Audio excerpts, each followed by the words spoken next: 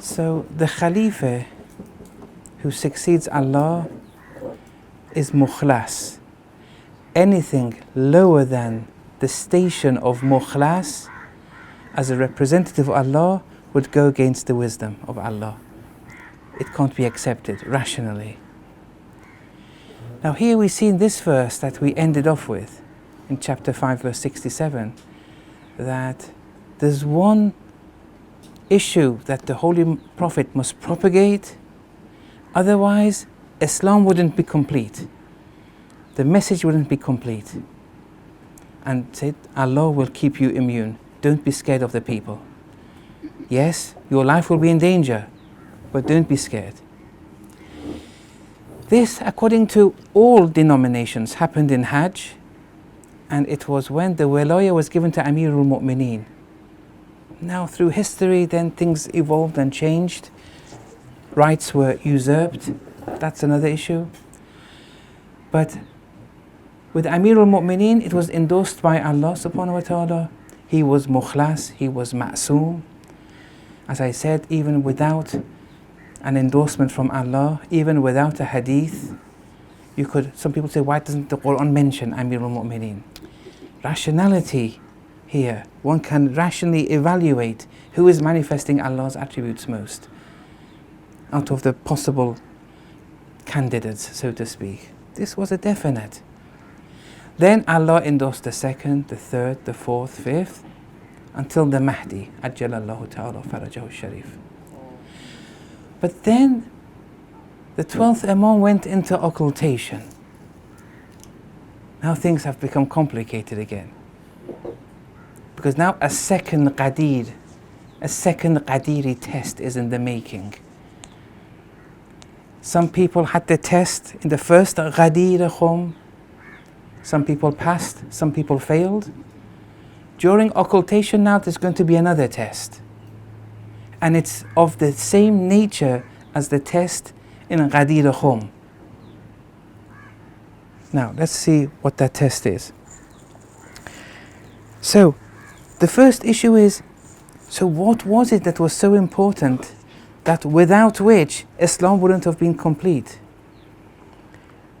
Here it wasn't any fatwas or normal halals and harams. This was walaya. Man kuntu mawla fahadha aliyun mawla. Here it's a question of walaya here. Now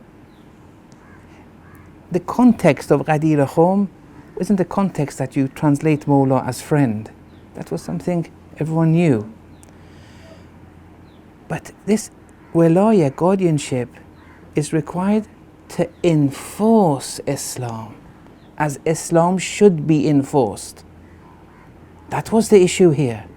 That's why the Amirul Mu'mineen's life, the Prophet's life was in danger.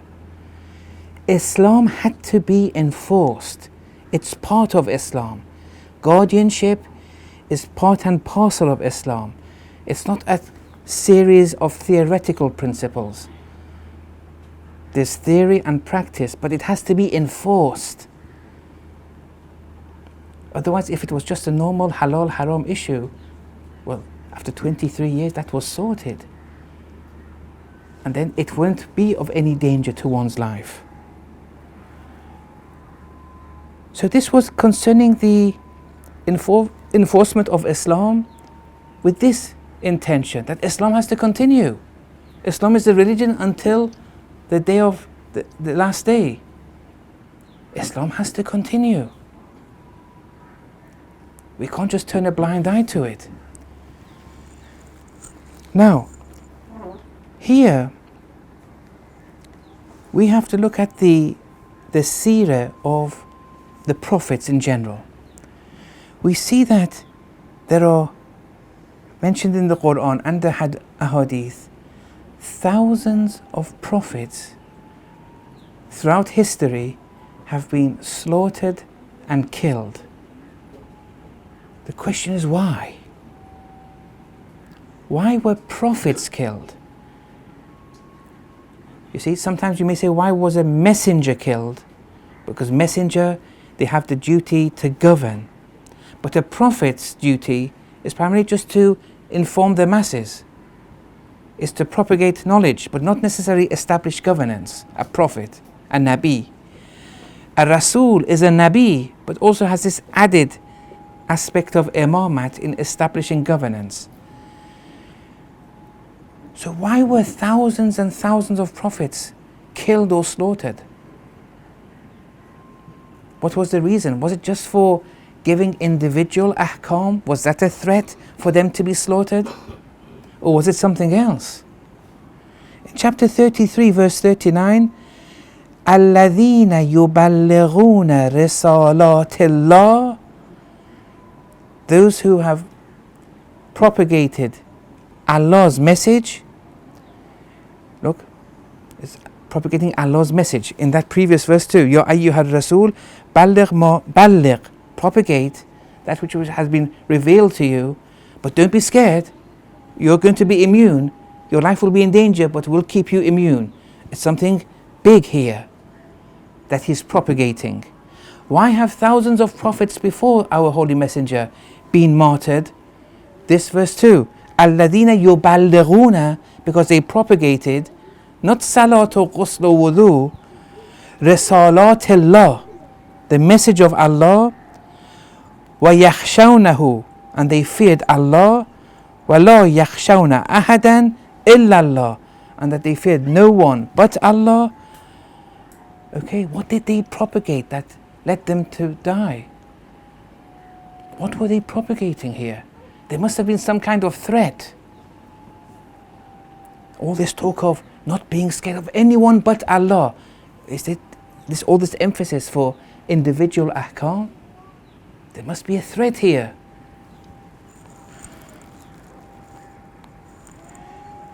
If it was only an issue of simple ahkam, individual ahkam, they wouldn't be praised so much for not being scared. It's an important point. Here they're being praised for not being scared. Scared of what?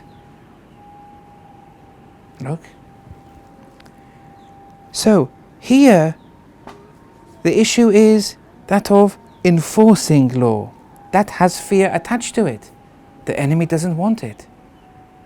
The enemy doesn't want Islam to be enforced. They may want, for example, an American Islam to be enforced. That's not a threat to them. But true Muhammadan Islam, they're not ready for that to be enforced, because they know their interests are going to be hampered. They know if Islam is going to be enacted Ali-like, like Amirul Mu'mineen style, well, even the brothers and family of Amirul Mu'mineen, they won't be safe. They won't have any rights beyond what is their due right. In the story of Aqil and so on and so forth. This is Ali alayhi salam. But the point is, this enforcement of Islam, enforcing it, it's a threat. But don't be scared of anyone but Allah. But Islam has to be enforced. This is important. In chapter 3, verse 146, وَكَأَيٍّ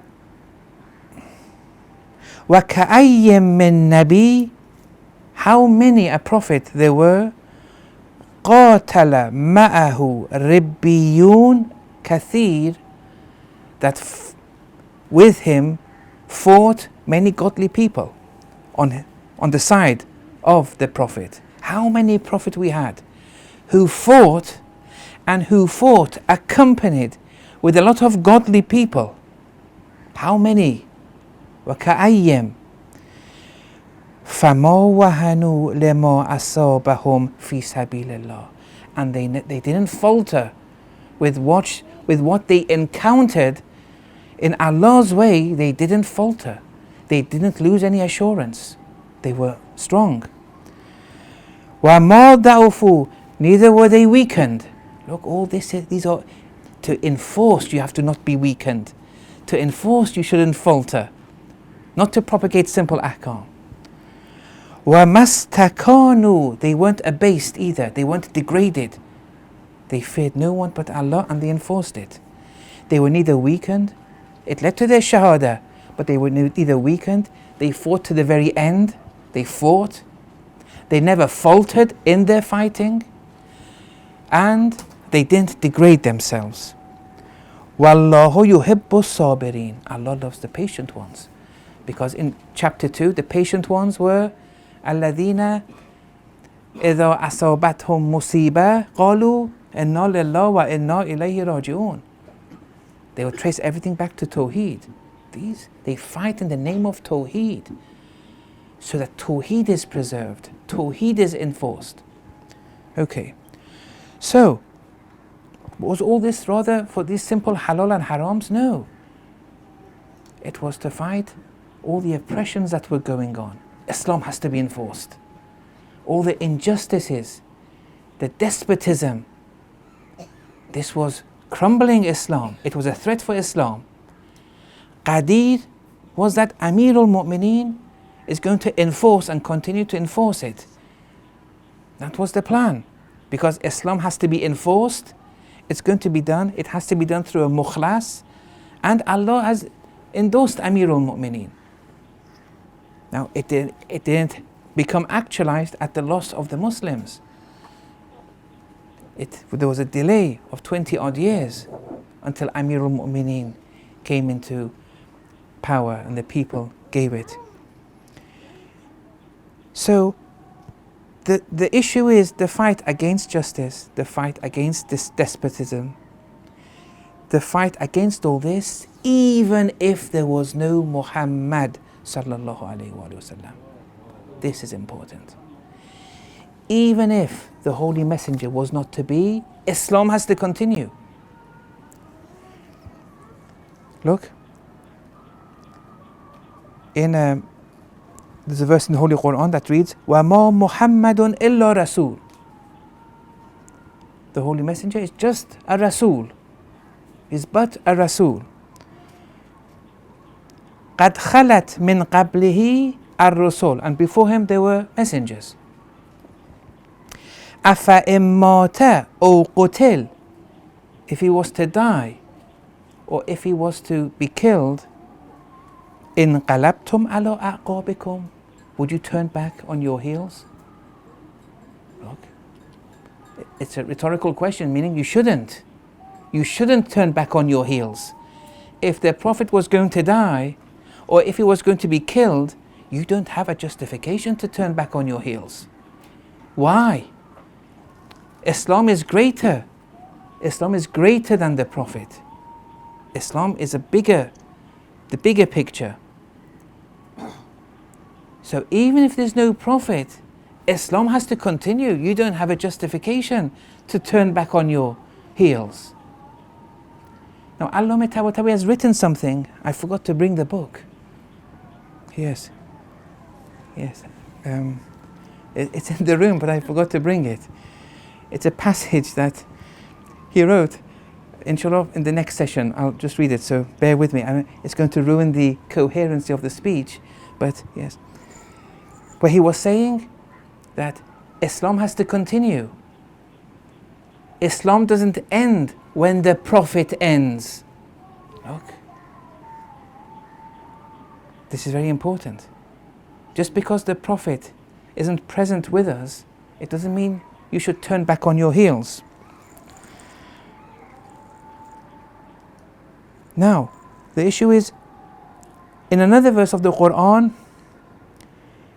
it tells you where the non-believers make you turn back on your heels. The non-believers. I haven't written the verse down, but Ya ayyuhal ladhina amanu, O believers, in tuti'u alladhina kafaru. If you obey the non-believers, if you obey them, yaruddukum ala a'qabikum. They will make you turn on your heels. What does turning on your heels mean from the previous verse? It means you would then follow an Islam without wanting to enforce it. There it was because there was no Rasul. If he was to die, are you going to turn back on your heels? Allama Tabatawi says that, are you going to turn back on Islam and enforcing Islam just because there's no Prophet? The answer is no, you shouldn't, because it has to be enforced. Islam has to be enforced. This verse is saying turning back on your heels is a symptom when you obey the non-believers. Okay? Now, all this was for what? During the occultation of the 12th Imam, what are we going to do now? Because the Imam is not with us. He's leading. He's the leader. He's the wali. There's no doubt about it. But what are we going to do? Because we're not going to see him. What is our duty? This verse of the Quran, which read, وَمَا مُحَمَّدٌ إِلَّا رَسُولٌ, that Muhammad was nothing but a Rasul, and that قَدْ خَلَتْ مِنْ قَبْلِهِ الرُّسُلُ, before him there were other messengers. If he was to die or be killed, will you turn back on your heels? The logic of this verse, the logic of it, extend it to the 12th Imam. It becomes like this. Now this is not a verse. What I'm going to now read you is not a verse of the Quran, but you can extract it. It's on a par with the logic of the Quran. وَمَا مَهْدِيٌّ إِلَّا إِمَامٌ. The Mahdi is nothing but an Imam. قَدْ خَلَتْ مِنْ قَبْلِهِ الْأَئِمَّةِ, and before him there were other Imams. أَفَإِنْ غَابَ أَوْ قُتِلَ, if he was to go in occultation or be killed, انقلبتم على أعقابكم, are you going to turn back on your heels? Oh. The answer has to be the same answer as before. Islam is bigger than the Mahdi, and Islam has to still be enforced. Yes, there's no ma'soom, it's not going to be as perfect, but it has to be enforced. You can't turn a blind eye to it. All the prophets spoke against injustices. They propagated against them. Most of them were slaughtered. Why? Because they said this is how Islam has to be enforced. This was a threat for the despots of the time, the tyrants of the time. So during the time of occultation now, the same principle holds. But now, who's going to lead? Who's going to lead now? The answer you should have gathered from the last few sessions is a Khalifatullah who is mukhlas. Look how difficult that is. That's the theoretical answer. Someone who's a maximal manifestation of all of Allah's attributes and is mukhlas. Do we have such a person? No. We don't have a person like that. So what are we going to do? We have to do the second best thing. What they do is those attributes of Allah which are more directly involved in enforcing Islam, which is knowledge. They have to have the knowledge. They have to have the taqwa. They have to have the competency of governing. There's a few, they say this is more direct. We can't be ideal. Someone like the 12th Imam, there's no one near to him. There's no one who's like the dirt under his nails. We have to see, what can we do?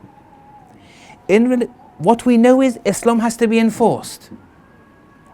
Yes, it needs a justification from the people. You can't force it upon the people. The people must want it too. But even if they don't want it, we have to propagate it. We have to propagate Islam with its protocols of enforcement and say, this is unjust what you're doing. And you can do it in a number of ways. It's okay. You don't have to keep on shouting and attacking others. Very calmly. And actually when you do it calmly, you're still a threat to governments. Governments won't like it when you attack them. But working with the government, working with the non-believers, they're going to turn you against your heels sooner or later. There's no duty to succeed in enforcing Islam today. You have to do your duty today. But you may not succeed. The next generation may. The next generation may. That which is important, Islam has to be enforced. So they say, in these few attributes, we'll never find a mukhlas who manifests Allah maximally. So we're limited. And then now we have to find that person who can enforce. Now the issue is this. Here, this is the concept of Islamic leadership in the time of occultation. It's a rational concept. The fact that Islam has to be enforced, the fact that we want to make people reach their potential, attain to their salvation, through enforcement of Islam, that's a rational thing. That you need someone who's an expert, competent, has taqwa, is just, for them to have this role of Islamic leadership. No one can deny that. If you compromise with that, who are you going to get guidance from? The Trumps of the day? The Johnsons of the day? Islam is a whole package. It needs guidance and leadership. This is a rational must. Now, if you differ as to who the leader is, that's none of our business. If I believe Ayatollah A is the true Muslim leadership is under him, someone says it's Ayatollah B, if us two argue between one another, that's an ego battle. We can't force people to choose. There's a protocol in choosing, and they've undergone it, and they've said Ayatollah B has Islamic leadership, not A. Someone else says it's A. Look, I am not concerned with the particulars. I don't care. I care that every Muslim who's listening to a minbar, they have to accept Islamic leadership. Because if they don't accept this concept in the time of occultation, who are they going to get guidance from? Who's going to enforce Islam? That can't be answered. That I have a problem with. And the majority all accept Islamic leadership. It's a minority who have these, particular beliefs, which, yes, we won't go into. But as to who is the mistaq, the application, that's a different story. There are protocols of finding. If one says it's A, the other says B, and they've both gone through the protocol, that's not, it's like saying, we can't judge them, we can't attack them. That's outside. Whoever you think is the leader, you take guidance from them. But if you say Ayatollah A is the befitting and deserving Islamic leadership of the time, and he has a mandate from whatever, a nation, a people, whatever. Here, whether you live under that nation or live outside that nation, it doesn't matter. You have to get guidance in socio-political matters from him. The jurisdiction of Islamic leadership in the enforcement of Islam is different to the jurisdiction of a marja in individual matters. You have your marja, yes, but Islamic leadership, it's another issue, another jurisdiction, it's another qualification. It's possible that your marja and the leadership is one, it may be two. But you don't have to live under that leadership to follow the guidance of that leadership. Once it's established who is the leader for you, you have to respect that leader and you have to follow their guidance. If you see they're not guiding you in certain areas, or they're not expressing a protocol on certain issues of the day, give the benefit of the doubt. They know better than you. They may not want to enter certain discussions. It may not be in the best interest. There may be a whole list of reasons. But that which is important is we have to accept Islamic leadership. That's the conclusion for this session. Why? Inshallah in the next session. Yes. وصلى الله على محمد وعلى الطاهرين. اللهم صل على محمد وعلى محمد وعلى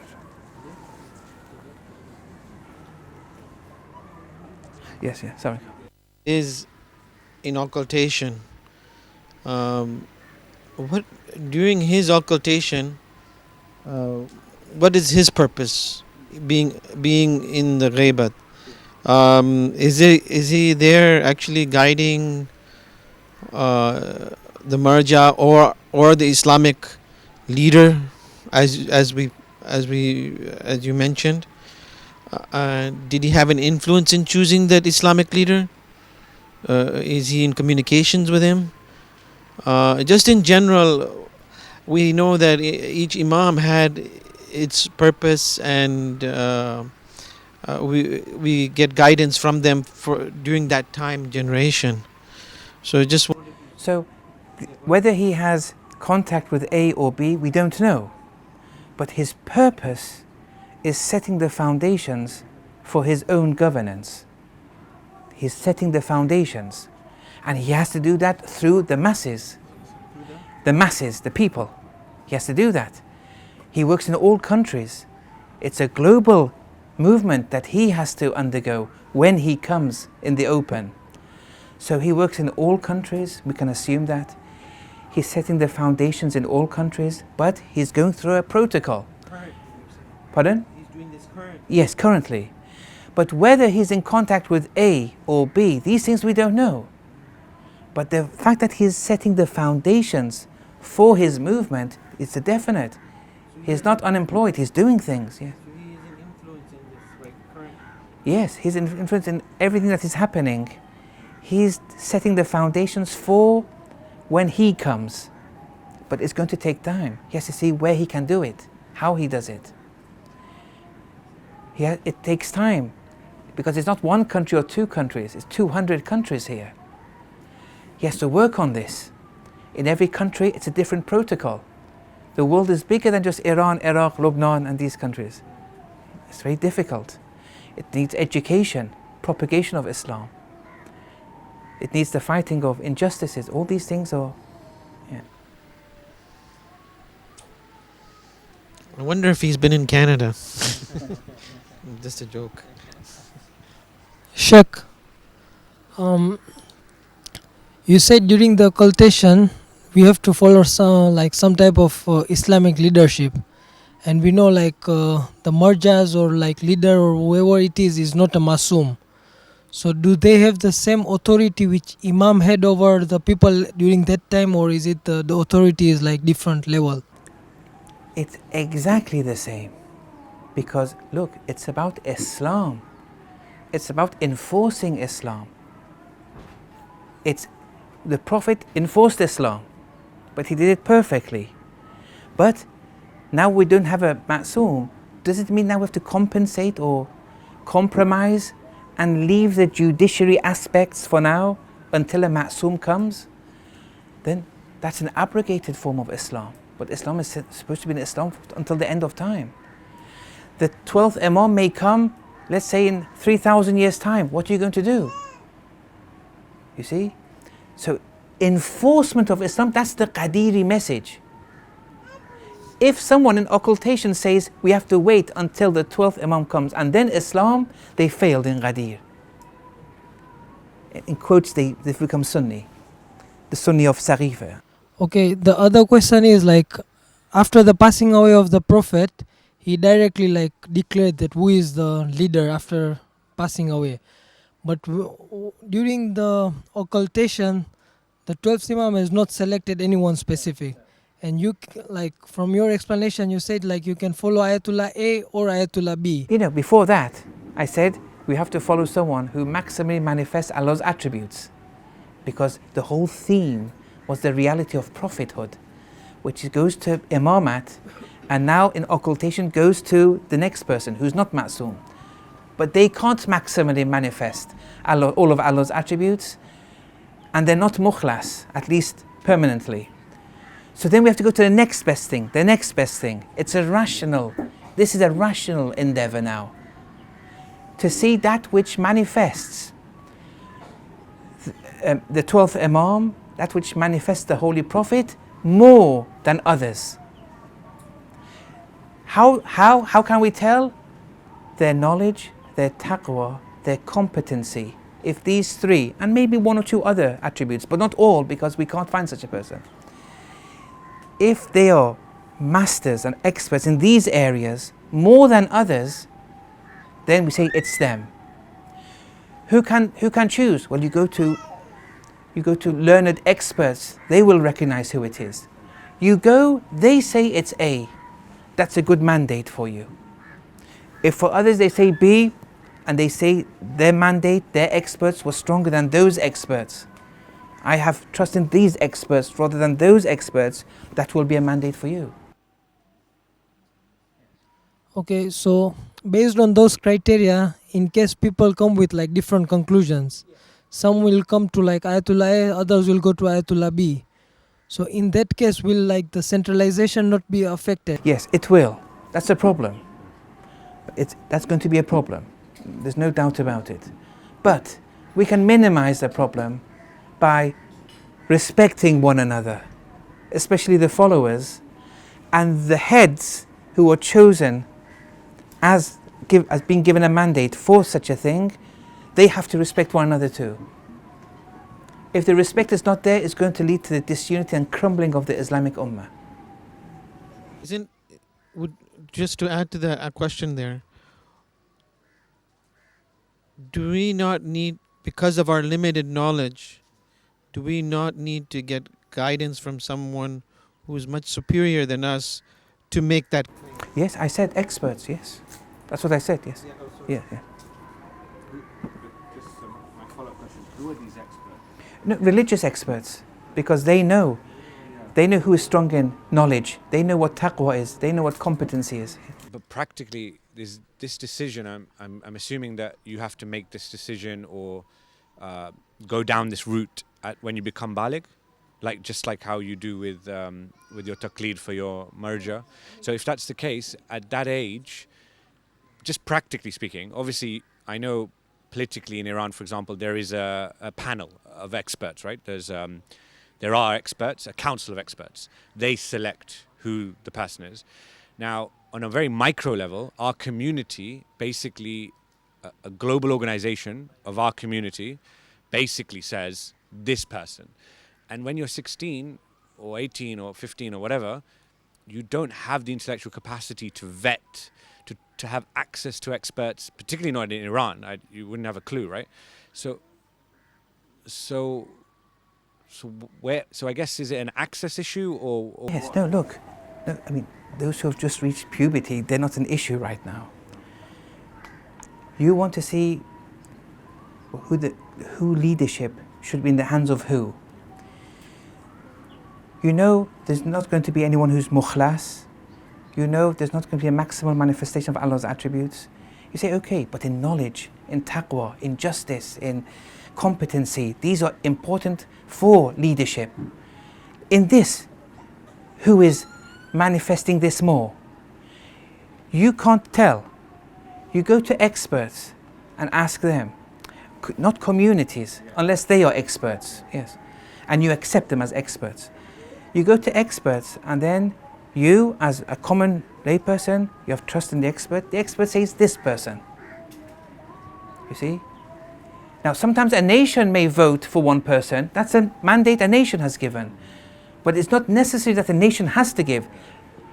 A nation gives a mandate to one individual, then 20 mujtahids may think they are stronger than the experts of that nation, and then they say, no, it's this person. If you have more faith in those 20 mujtahids, then you will follow them rather than this. I guess it's coming down ultimately to quality control, in the sense that you don't want to be deviated. You don't want the wrong expert telling you the wrong thing. Yeah. So it's just finding the expert is what I'm struggling with. Right. Who is that expert that will point me in the right direction? That's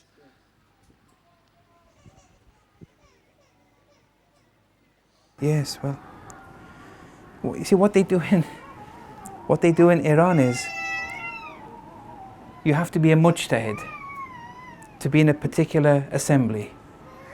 Ijtihad is when you independently extrapolate rulings. So they veto a pool of mujtahids and they introduce 300 to a nation and say these have been vetoed, they've passed an examination.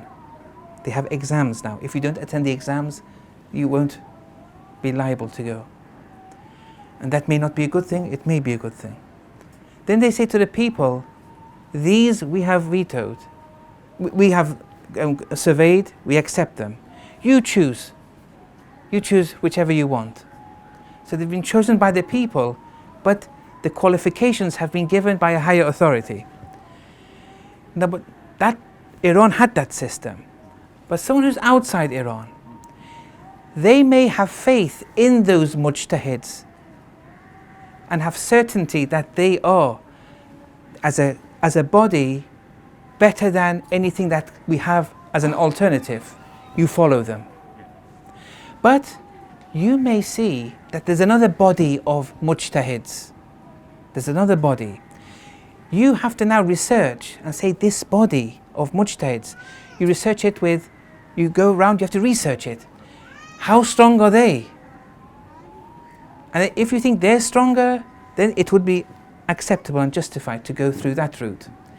Even if they don't have a mandate of a nation, they're still the legitimate, they will be the legitimate leader for you. Yes.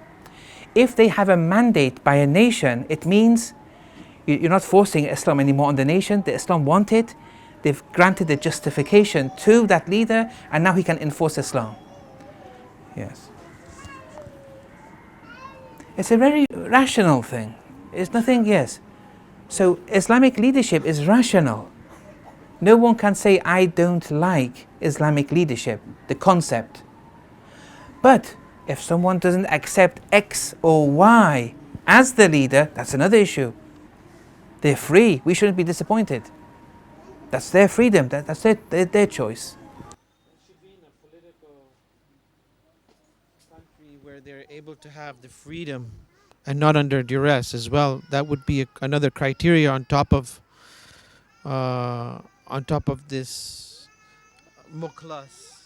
On top of that and over above that, they should be in a political No, where they have the freedom to speak. No, not necessarily. Look at the Imams. They were the mukhlas, they were the leader, they were endorsed, but they were under house arrest. 10th and 11th Imams were under house arrest. Just because they were under house arrest, we still get the guidance from them in whatever way. That doesn't have to be the case, yes. If someone was imprisoned or under house arrest and they were forced to preach anti-Islam, that would go against his justice. He would never do that, a true leader. Even if it means he would be martyred, and that's why the Imams were all martyred. Because they were not ready to listen to the tyrant of the times and preach something which is against Islam. So being under house arrest or under coercion itself isn't a threat. It depends if that leader then gives in to this house arrest and then preaches a wrong Islam. The Imams, na'udhu would never do it, and we, if believe in the justice of a particular individual who's under house arrest or under such a thing, if we believe in his justice, we should say that he would never compromise Islam, and you can still believe in him, yes. Then when you have a leader of Muslims, if he gives a hukam, Yes. then all other mujtahids would come under him. Yes. They have to follow him, right? Yes, but the thing is, what if those mujtahids are following another leader? That's the whole point. If we only have one leader, that's definite. No, if they themselves are murji. Right. They are the top. Yes. So if one who's leading the nation Yes. gives a hukam on anything, Yes. then the other marja and mujtahids have to They follow. would. That's the theory of it. But what if that marja doesn't accept that person? We're assuming they've accepted that person as a leader. If he doesn't accept, he'll say, no, I am the leader, for example. Or he may say, actually, they've erred, they've made a mistake. You can't say that with the Imam, even though they did with the Ma'soom, but with the non-Ma'soom, definitely they can say it.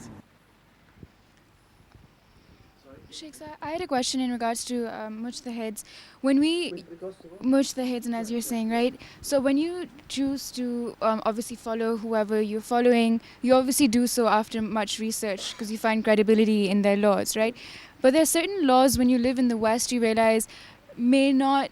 I just feel like there's a lot of research that's currently being done that with laws that are made, for instance, there's a law about eating from like Hindus, and then there are the other laws of different, like for women. I feel like with research and with times that have evolved, a lot of things have changed. But laws that have been prescribed whilst living in a state which is run Islamically, I find difficulty in believing they're also applicable to the West. The thing is, these are experts and they've studied for years. You're an expert in another field, but you're not an expert in religion, for example. Why is it when you go to a doctor, a cancer specialist, and they may give you the harshest of treatments, where you lose all your hair, all your blood cells, everything, there you don't say, well, it doesn't look right to me. Because the specialist is working in your best interest, he has the knowledge. No one says, well, I'm losing my hair, it doesn't look right. Yes. Religion is much more important than a cancer specialist. This is working for our salvation here. Now, but, where I feel you're coming from is, if people in the office of a manager are abusing the power, yes, that's a problem. But I'm not talking about that. These are issues pertaining to another, My issue is theoretical. The station of a religious authority, we have to respect maximally. We can't, question. They have their own guides, they have their own specialists giving them the necessary information, and we just do our best and just abide by how they say. I'm not saying they're ma'soom, they may err, but the cancer specialist may err also. But we respect it. Even though they may not be, because when you apply certain laws when you're living in the West, it's easier to do so when you're in a Muslim country where you aren't as exposed to certain things. If it's to do with halal and haram, it doesn't matter where you live. Yes. Yes. But other laws, like ethical laws about eating, like some. No. Yes. If a Hindu is najis, they're assigned as najis. But if you have neighbors, or you have. It doesn't matter. They're not bad. You can invite them, bring them to your house, feed them, let them use your dishes, everything. There's nothing haram in that. But then it becomes najis. Najis doesn't mean you're a bad person. It means now you have to wash yourself before salat. You see? All these prophets, they spoke with the mushrikeen, they socialized with the mushrikeen, they guided the mushrikeen. Najis doesn't mean bad, yes. But if they're najis, yes. There's unity between the body and soul. Aqa'id has an effect on the body, yes. Okay, I think we'll... Oh, there's a question here? Yes.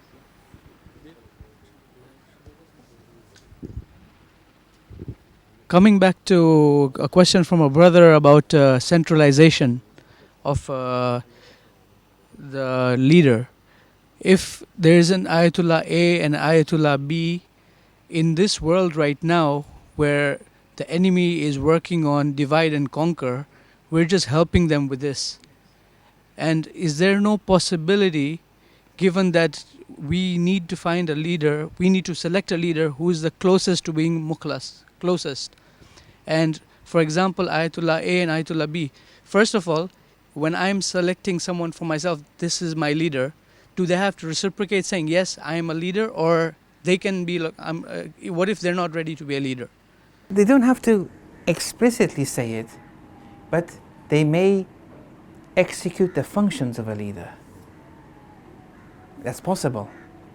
Is there no possibility given the situation today? No, today, I don't want to enter today. Let's first understand the theory first, okay? Because the particularities of today, then everyone can make their own. The theory is important to understand, yes.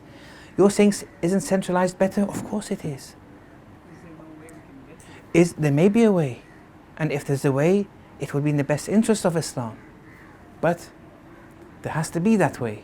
It has to be done. If it's not done, what are you going to do? Until then, we have to commit to our duty.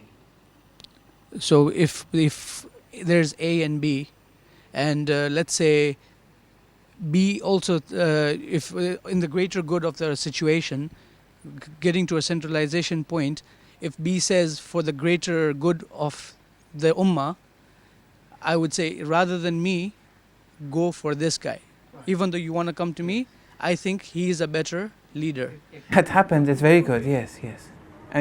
Theoretically, yes. It's if they do it, it's possible, yes. But the reason they probably don't is because they don't believe it, or it would be a slightly... No, they may see the best interest of Islam for this to happen. That would be a very noble thing to do.